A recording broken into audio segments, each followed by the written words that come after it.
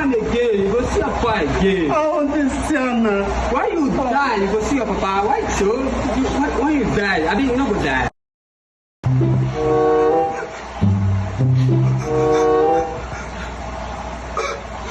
Continue. Fuck God. Why they beat? Why they cry now? My brother.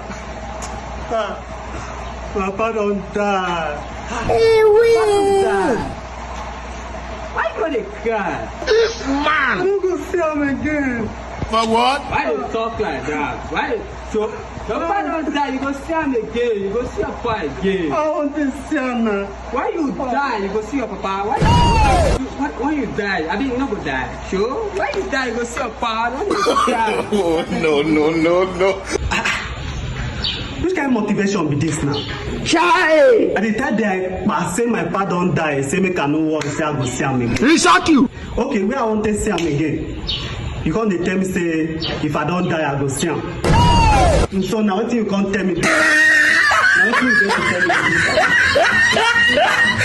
Now you go die.